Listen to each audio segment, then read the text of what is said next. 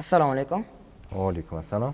Aka, qo'yim bor, lekin ustida turgim kelmayapti. Yo'l kirib pul ketkizim kelmayapti. Nima qilsam bo'ladi? Xo'p, bizda barakami degan ilovamiz bor. Bemalol hech qanday rasxosiz, xarajatsiz, hech qancha ortiqcha vaqtingizni ketkazmasdan bemalol kirib ilovada sotib olsangiz yoki molingizni sotsangiz bo'ladi. Har qanday imkoniyat mavjud. Sotish pullimi? Hozirgi kunda biz sotishni mutlaqo tekin qilib qo'yganmiz. Faqatgina o'sha bir marta sotib olganingizdan keyin ikkinchi marta yana foydalanmoqchi bo'lsangiz, undan keyingina sizdan pul olamiz. Lekin hozirda bu funksiyani to'laqonli bepul qilganmiz. Ya'ni xohlagancha sotishingiz yoki sotib olishingiz mumkin. Bo'ldi, tushundim. Endi siz ham hayvoningizni qayerda sotishni bilasiz. Assalomu aka, yaxshimisiz? Va alaykum assalom. Yaxshi, rahmat. Qani sizni ilovangizni mashina sotsa bo'ladimi? Yo'q, bizda ilovamiz umuman mashina sota olmaysiz. Faqatgina mashina xizmatlaridan foydalanishingiz mumkin. Buni endi qo'shib boramiz. Asosan chorvachilik, mollar, qo'ylar yoki domestik, ya'ni uy hayvonlari, har qanday turdagi it, mushuk deysizmi, xuddi shu kabi turdagi hayvonlar bemalol sotib yoki sotib olishingiz mumkin. Qarang, bizni uyda sigir bor. Biz uni qaratmoqchi bo'lamiz, lekin hech qanday eshitma topa olmaymiz. Sizni ilovangizni qaratib topsak bo'ladimi? Конечно, bizning ilovamizda hozir 40 dan ortiq veterinarlar bor. O'zingizni hududingiz atrofidagi istalgan veterinarga murojaat qilib, molingizni qaratishingiz, uni urug'lantirishingiz yo har qanday turdagi vaksinalarni olishingiz mumkin. U faqat shu sigir yoki mollarga ham yoki barcha hayvonlarga ham? Albatta, hozir asosan sigir va mollarga, boshqa hayvonlarga ham o'sha vaksinalarini yoki har qanday turdagi xizmatlarni ko'rsata oladigan veterinarlar borgan sari bizning ilovamizga kirib boryapti. Va ulardan bemalol foydalanishingiz mumkin. Yana nima narsalar bor? Misol uchun sigirimni yoki hayvonimni sotmoqchiman, kelib borib bozorga borib sotishim kerakmi yo ilovada sotsam bo'ladimi? Конечно, albatta. Agar sotmoqchi bo'lsangiz, shart emas siz oshni rasxod qilib 400 ming, 300 minglab bozorga borib patta puli to'laysiz, transport xarajatlarini qilib o'tirmaysiz. Shunchaki qo'yasiz, hech qancha 1 daqiqa, 2 daqiqa vaqtingiz ketadi va sizga o'zlari murojaat qilib, o'zlari kelib molingizni ko'rib, olib ketishadi. Faqatgina siz muloqot qilib tursangiz bo'ladi. Agar olib ketadigan joylari uzoq bo'lsa, men olib borib qo'yishim kerakmi yo ular o'zlari kelib mashinada olib ketishadimi? Albatta, bu jarayonlarda siz bemalol o'sha oluvchi inson bilan muloqot qilib, gaplashib, qaysi biri to'g'ri kelsa, agar sizga tanishingiz bo'lsa yoki boyagina sizda vaqtingiz bo'lsa, bemalol kelishib olib bora oladigan bo'lsangiz, olib borib qo'yasiz. Agar yo'q, bora olmaysiz, siz o'zlari kelib ko'rib, olib ketishadi albatta. Endi sizlar ham hayvonlarni qayerda sotishlarini bilasizlar. Ergash aka, ilovada qassoblar bo'limini ham ko'rdim. Bu qanday ishlaydi? Biz qassoblarga juda ham katta imkoniyat yaratib beryapmiz. Nega? Bizdagi mollar, aynan so'yiladigan mollarni bemalol hech qanday to'lovsiz qassoblar ularni o'zi postlardan topib olishlari mumkin. Va hozir juda ham yangilik qilganmiz qassoblarga. Ular bizning ilovaga kiradi, shunchaki reyestrasiya bo'lib, o'sha olib pullik obuna tizimimizni oladi va biz ularga qo'yiladigan mollarni o'ziga yaqinlarini va yaqin bo'lmagan har qanday so'yiladigan mollarni обязательно lichkalarga tashib beramiz va bizda avariyniy mollar bor. Avariyniy mollarga $100 to'laydi ular.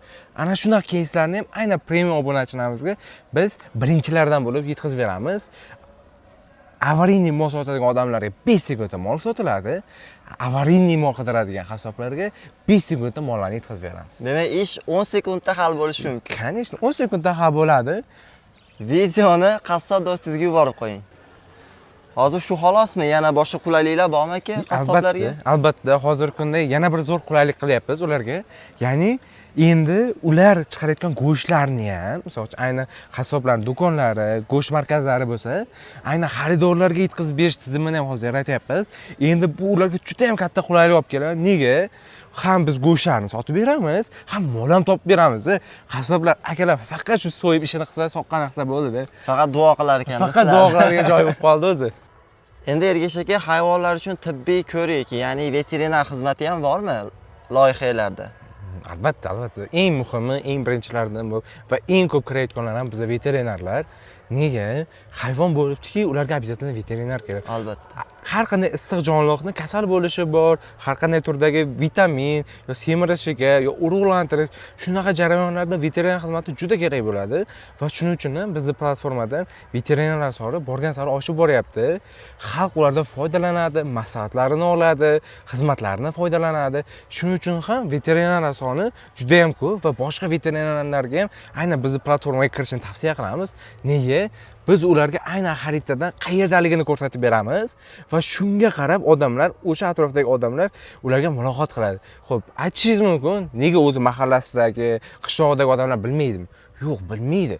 Nega? Faqat mol boqqanlar aynan ma'lum bir qismi tanishlari yo kontakt orqali, telefon orqali topib bilishlari mumkin. Ya'ni bu uzoq yillik boqib kelayotganlar, chunki ularga bar kerak bo'lgan. Lekin yangi boqayotgan, yangi veterinarlar, o'zini ishini mutaxassislarini hal ko'pchilik bilmaydi. Demak, oddiy mol doktor emas, haqiqiy veterinarlar bu yerda o'zini nima deydi, vakansiyasini qo'ygan. Albatta, haqiqiy veterinarlar, albatta mol doktorlarga biz ochiqmiz. Agar rostdan qo'li usta bo'lsa, qo'li gul bo'lsa, kelishsin, ishlatsin, xalqqa o'zini manfaatlari, xizmatlarini taklif qilsin va ularning xizmatiga xalqni, ya'ni revyusi, kommentlariga qarab odamlar ularni tanlab, yaxshilariga xizmatini borib, ishlatib, mazza qilib o'zlarini mollarini tuzatib yoki o'sha xizmatlardan bemalol foydalanishi mumkin.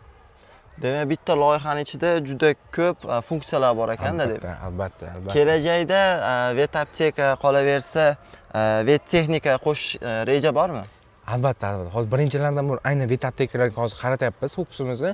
Chunki veterinarni o'zi ham aynan vet aptekadan dorilar olishi mumkin-da. To'g'ri. Xuddi shunday, agar bizga vet aptekalar o'zini dorilarini, joylashuvini va qanaqa nimalari borligini bazasini bizga bersa, biz sekin-sekin qo'yib boramiz.